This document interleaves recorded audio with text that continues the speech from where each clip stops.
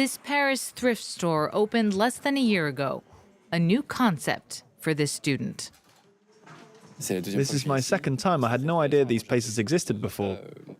These days, almost half of French buyers go to second-hand outlets first, mostly for the low prices.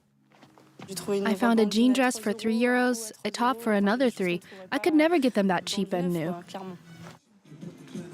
In France, the thrifted clothing market grew 140% in 2 years. Globally, it now stands at some 34 billion euros, an inexpensive alternative to a climate culprit that's especially popular among young people. Long gone are the days when thrifting meant sifting through heaps or bins. Here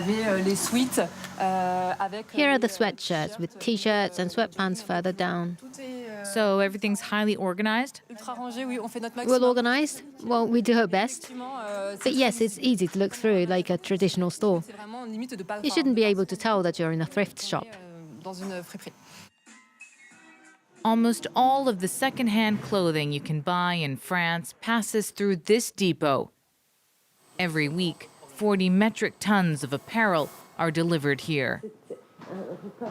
Je t'ai préparé 3 nouveaux produits et tu vas me dire ce que tu en penses.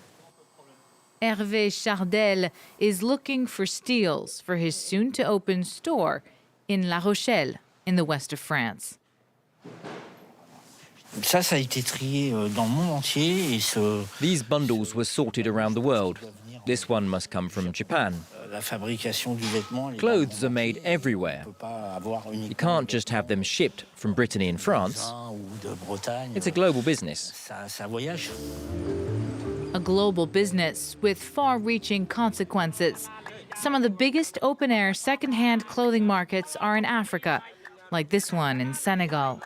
With the rise of fast fashion over the last 30 years, the quality of clothing has gone down, and up to 40% of what ends up here is deemed useless and incinerated. Oversupply is also stifling local textile industries. Transportation costs are another problem, as are high labor costs to recondition clothing before resale. Put together, these considerations mean the second-hand apparel industry loses money despite its colossal size. Even online global industry leader Vinted has posted a net loss every year since 2017.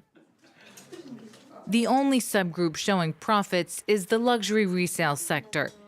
In this Parisian store, pre-loved designer clothes are sold 25 to 95 euros a pop. At least I can get a good deal here. On 1 or 2 pieces I'd never buy in a normal store. I think it's a good thing.